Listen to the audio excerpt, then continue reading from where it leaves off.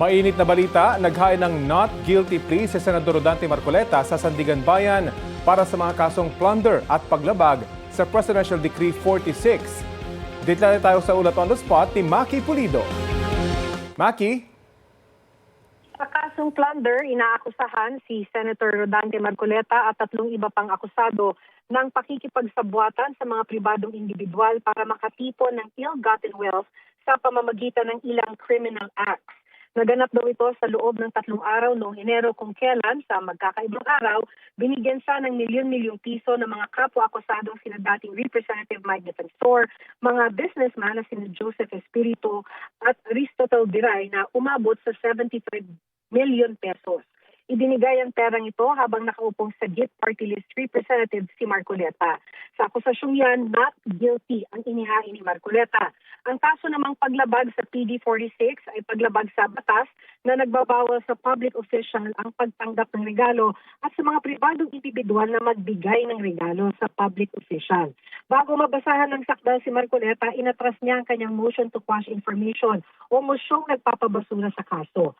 Nabasahan na ng sakdal ang kapwa-akusadong si Joseph Espiritu sa kasong plunder, kaya sa kasong paglabag sa PD 46 siya na arraign. Not guilty ang inihain ni Espiritu. Mamaya namang 2:00 ng hapon, nakatakda ang arraignment ni Marcoleta at kapwa-akusadong si Mike Defensor sa kasong paglabag sa PD 46 sa 4th Division naman ng Sandigan Bayan. Rafi? Maraming salamat, Maki Pulido. Bistado ang pagpapanggap ng isang konduktor ng bus na na-hold up siya sa Quezon City. Nang imbestigahan ng mga pulis, inamin ng suspect na naipatalo niya sa online sugal ang kinita nila sa pamamasada. Balita natin ni James Agustin. Nilapitan ng isang konduktor ng bus sa mga rumorondang polis sa bahaging ito ng EDSA Balintawak sa Quezon City, pasado 4:00 na madaling araw nitong Lunes.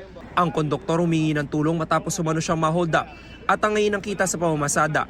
Pero pabago-bago raw ang pahayag ng konduktor ayon sa pulisya. Hindi ko naman po kailangan magsinungaling, sir. Kasi Hindi namin sinasabi nagsinungaling. Nakikita lang kami ng konting kung in-hold up ka, syempre, ang hold up, dinadala lahat ang makukuha sa'yo. Nang magsagawa ng imbestigasyon na Naloma Police Station, napag-alaman na walang hold up na nangyari. Nagsabi na na-hold up siya, nang hold up sa kanya ay nagpapakilala pang pulis. Nang tiningnan kung saan yung mga area, lugar na pinag-hold upan sa kanya ay wala naman tong hold up na nangyari nang tiningnan ng mga CCTV. Nakipag-ugnayan ng pulisya sa kumpanya ng bus. Kalauna na diskubre kung saan napunta ang 17,000 pesos na kita sa pamamasada.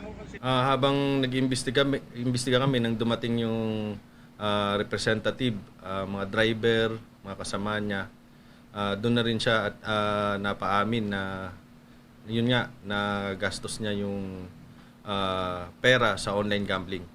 Arestado ang 48 anyos sa lalaki na 5 buwan palang konduktor ng bus.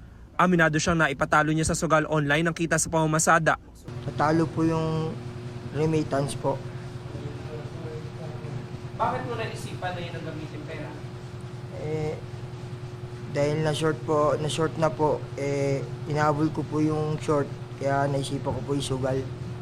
Sana mapatawad po nila ako dahil sa pagsusugal ko, nagkamali po ako. Sa record ng pulisya, dati nang nakulong ang suspect sa Bulacan dahil sa kasong may kinalaman sa illegal na droga. Ngayon sinampahan naman siya ng mga reklamong unjust vexation at qualified theft. James Agustin, nagbabalita para sa GMA News. Binaha kasunod ng malakas na thunderstorm ang ilang lugar sa Antipolo, Rizal.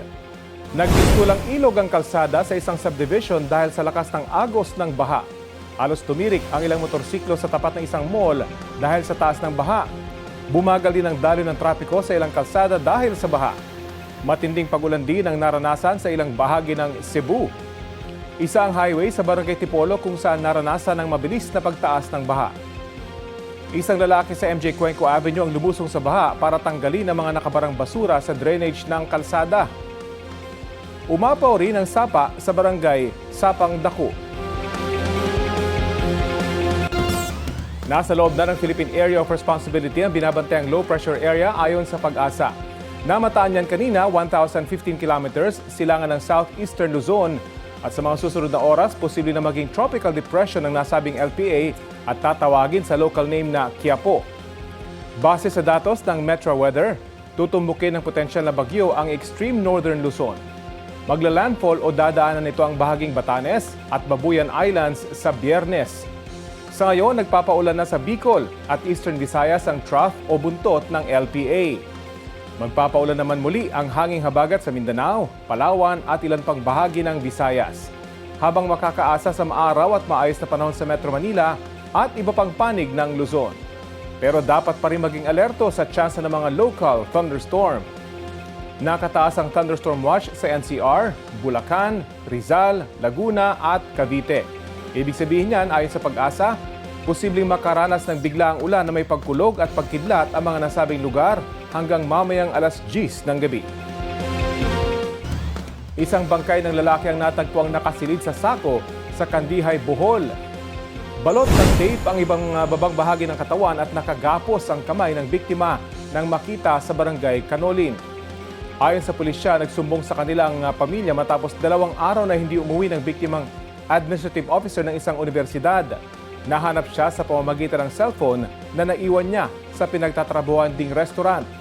Base sa investigasyon ng pulisya, humingi sa biktima ng 2,000 piso ang pamangkin niya. Nagalit daw ang pamangkin dahil 1,000 lang ang naibigay na nauwi sa pagsakal sa kanyang tiyuhin. Naaresto ang 18 taong gulang na suspect sa kanyang paaralan. Umamin daw sa krimen ng suspect ng tanungin ng mga investigador. Mahaharap siya sa reklamong murder